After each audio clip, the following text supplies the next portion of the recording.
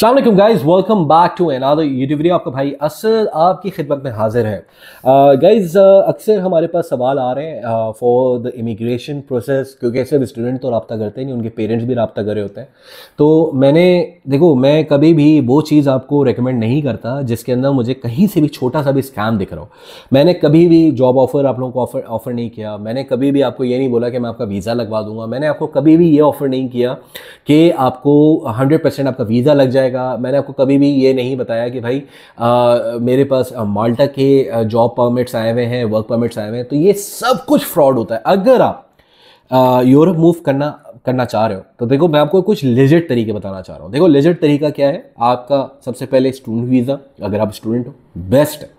दूसरा, आप business visa के ऊपर हो, या अगर आप फ्रीलांसर हो तो बहुत से मुल्क हैं जो डिजिटल नोमैड वीज़ा दे रहे हैं, आप उसकी तरफ आओ।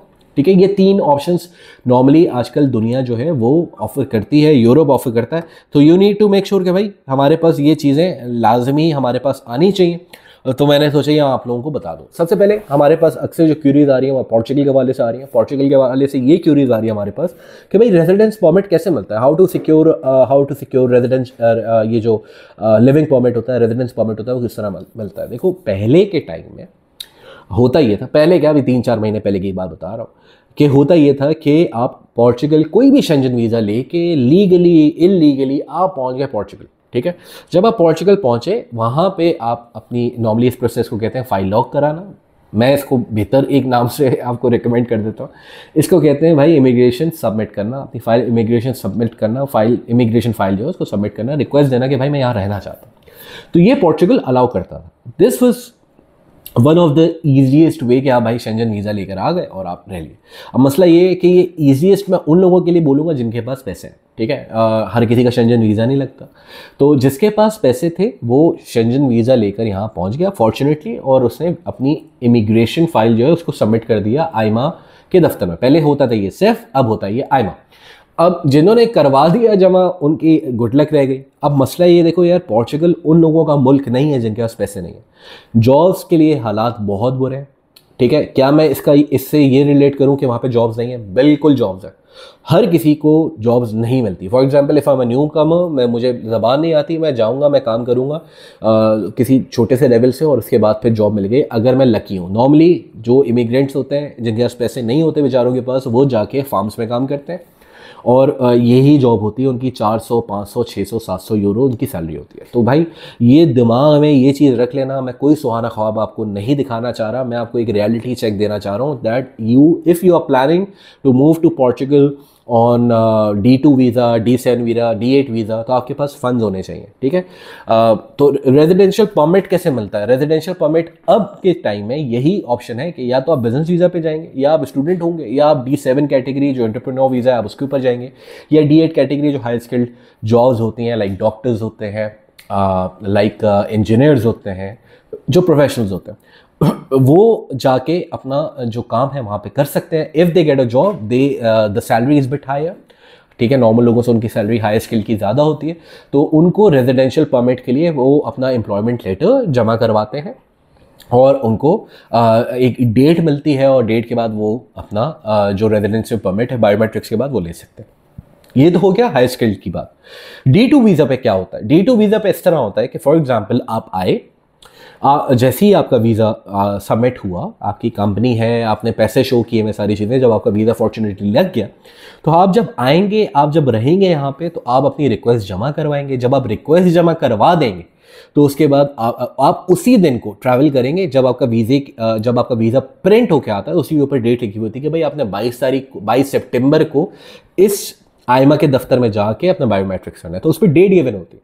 तो जब आप जाके आइमा के दफ्तर में बायोमेट्रिक्स जमा करवाते हो, सबमिट करते हो, only then you will get your card within 45 days. पहले का मैंने आपको बता दिया, पहले आप उड़ के आ गए या इलीगली आ गए भागते दौड़ते तो भी आपको सारी चीज़ें हो जाती थी, लेकिन अब ऐसा नहीं है। अब आपको या तो इधर D2 प्रोसेस पे आना है, D7 D कैटेगरीज के जितने भी वीज़ाज हैं आप आ सकते हो। ठीक है, तो you need to make sure कि if you are planning to come to Portugal you should have funds. भाई गरीब बंदे का काम नहीं है पोर्चुगल में। अगर गरीब हो सही है, गरीब हो अगर आप गरीब हो, पैसे नहीं है और आपका फॉर्चुनेटली आपका वीज़ा लग गया, पहली बात तो ये बहुत मुश्किल है, अगर फिर भी लग गया तो you need to make sure कि आपके पास 1 साल के सर्वाइवल के पैसे होने चाहिए। मुझे पता है लोग फालतू की बातें करेंगे, भाई this is my opinion, I have a family in Portugal, ठीक है, मैं जाता आता रहता हूँ, मुझे पता है, ग्राउंड रियलिटी पता है कि भाई काम किस तरीके से होता है।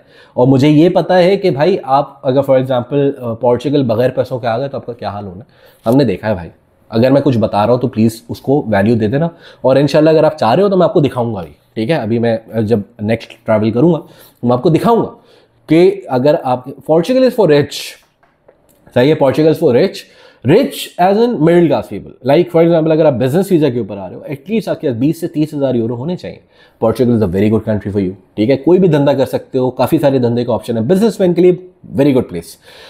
अगर आप सैलरी क्लास हो और आप चाह रहे हो कि फॉर एग्जाम्पल आप एक बैंकर रहे हो, ठीक है, अब मैं आपको एग्जाम्पल दे रहा हूँ, अगर आप बैंकर हो, आप चाहते हो कि वहाँ जाके आपकी बैंक में नौकरी लग जाए, नहीं लगेगी, नहीं लगेगी, ठीक है, because you don't know the language, you don't know the language, language अगर अच्छी होगी तो नौकरी भी लग जाएगी। प्रोबेबिलिटी बहुत कम है, नौकरी लगने की प्रोबेबिलिटी बहुत कम है। हाँ, फार्म्स की नौकरियाँ खुली हुई होती हैं, आप वो कर सकते हो, डिलीवरी जॉब्स कर सकते हो। डिलीवरी जॉब के लिए भी आप अगर आईडी अप्लाई करते हो, वो भी ऐसा नहीं है कि फ़ौरन आपकी आईडी आ जाती है, वो भी कुछ अरसे बाद आती है। हाँ, डिलीवरी में you can make some money, 1000, 1200, 1500, 2000 euro तक आप बना भी सकते हो, बट उस लेवल तक पहुंचने के लिए आपके पास, सही है, आप 1 साल का आपका ड्राइविंग परमिट है आपको, आपका, लेकिन आपने बायोमेट्रिक्स अपने पे किए, जमा कराए हुए, सबमिट किए हैं, तो उसके अंदर डेट आने के बाद आपका कार्ड आएगा, कार्ड के बाद फिर आप आईडी अप्लाई करोगे। कभी कभार होता ये भी है कि कुछ सिनेरियोज में कुछ जो डिलीवरी राइट्स, डिलीवरी की आईडीज़ होती हैं, वो आपकी पहले भी अप्लाई हो जाती हैं और आपको मिल भी गई, लेकिन अब नाउ सिंस थोड़ा सा लोग ज़्यादा आना शुरू हो गए तो उनके भी नखरे बढ़ गए, तो अब उनको टीआरसी का कार्ड चाहिए।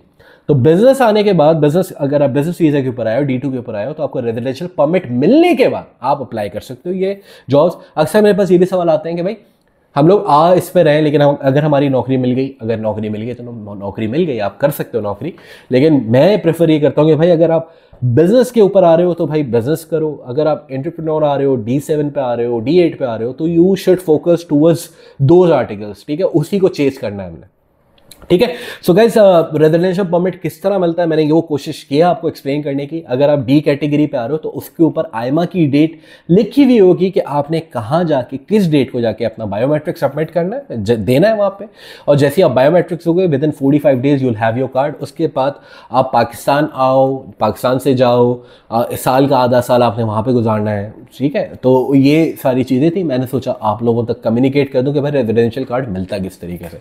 अक्सर लोग मुझे अभी ये भी कमेंट करेंगे कि भाई ये सब चीज़ें तो हमें पता थी, ठीक है, ये आपके लिए नहीं थी वीडियो, ये वीडियो उन लोगों के लिए थी जो प्लान कर रहे हैं भाई पाकिस्तान से बाहर जाने का, पोर्चुगल मूव होने का। सो दिस इज ऑल, अपना ख्याल रखें, मिलते हैं नेक्स्ट वीडियो में, चाओ।